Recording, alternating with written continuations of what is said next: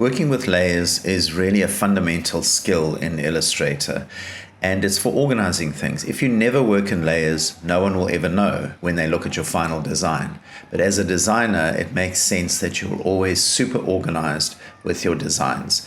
Think of it this way: if you're a librarian and every time someone returns a book, you just throw it in a pile at the back of the library, then finding stuff becomes nightmarish. Same as if you were working in a kitchen and if you didn't organize your ingredients and everything and utensils in a way that made sense to you, so that, or your staff, so that you could find stuff easily and that things could work smoothly, it just isn't a good idea. So same with designers. If you're a designer worth anything, you're going to be organized in your layers. You want to work on the basis that if your design work gets handed over to another designer, that they can find stuff easily and it all makes sense. However, it's only an organizational tool in Illustrator to help you file things properly. It doesn't make your design better, it just makes you more organized and it makes your workflow more productive. So let's have a look at how layers work in Illustrator. So I'm going to focus on the left-hand artboard here, and I'm going to look at the layers. So in the layers panel, you can see we've just got one layer called layer 1. So you have to have a layer. So every Illustrator document will have at least one layer, and by default it's named layer 1. And if I open up that layer from the arrow, you'll see that there's just a whole lot of stuff here. So it's a bit of a mess. Finding stuff is not that easy, and it's just not well organized. So I'm going to organize things so that it makes more sense to me, but also that it'll be fairly accessible to most people. So I'm going to make a new layer. So down the bottom here is a little plus, create a new layer. And then I'm going to double click on the name, and I'm going to call this ice cream cone. And I want to move everything that's in this left-hand artboard into that layer.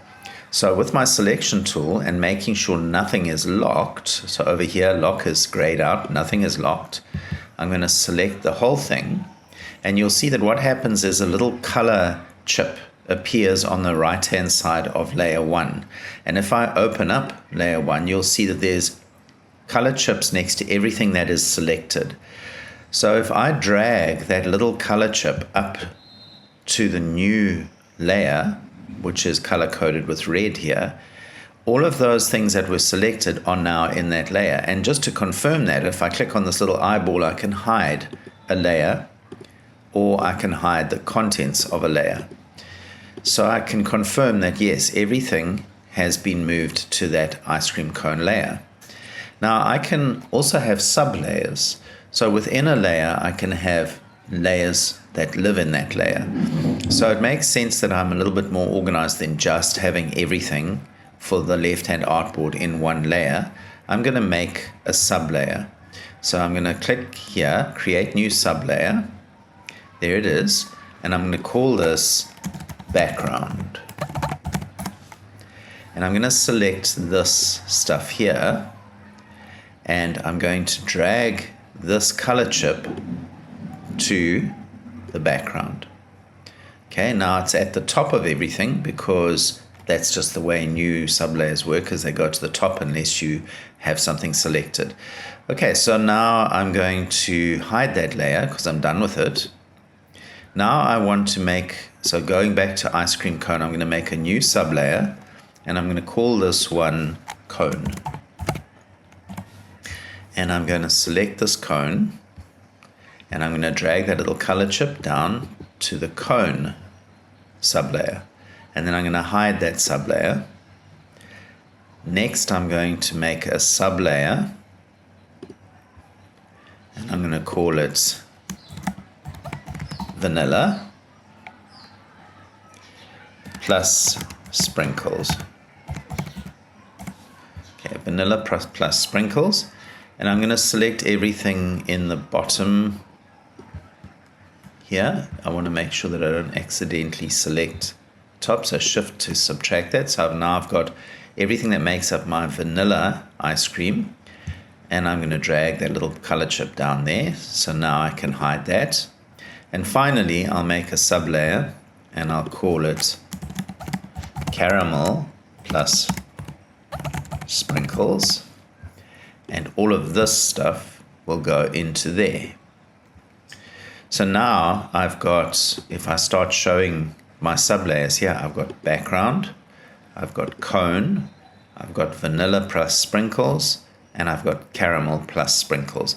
Beautifully organized. I'm going to be even more organized than that, and I'm going to group the sprinkles for each one of these layers. So I'm just going to select one of the sprinkles for vanilla and click on the button, select similar, and I'm going to group Control or Command G. And then I'm going to go here, select one of these sprinkles, select similar, Control or Command G. So now I have a super organized layer, or at least left-hand artboard. I've got my ice cream cone layer, I've got 4 sublayers, and within the ice cream sublayers, I've got a group for sprinkles. I can also go in here and actually name things, so I'll call this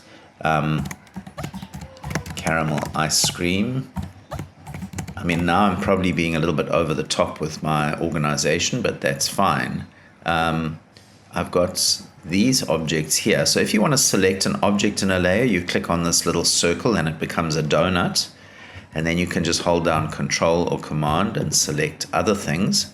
So I'm selecting all the objects that make up the vanilla ice cream, and I'm going to group those. And then I'll call this vanilla ice cream.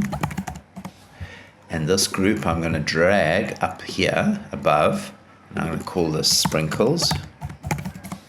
Here, sprinkles. Okay, so those are nicely organized. And then here's my cone. I'm not going to name those items. And then within the background, the ellipse, and then another ellipse. That's all fine. Okay, so this is probably a little bit more organized than you would really need to be, but it gives you an idea of how you can use layers to be really super organized. And also you can drag layers above and below each other to organize the stacking order. You can obviously move items within layers to arrange the stacking order. We've covered that in a video. So what I want you to do for practice is to try and organize the right-hand artboard, and there's no right or wrong here. It's just, how do you think you would like this to be organized so that you could hand this design job off to someone else and they could say, wow, this guy really knows how to organize things well. Okay, give it a bash.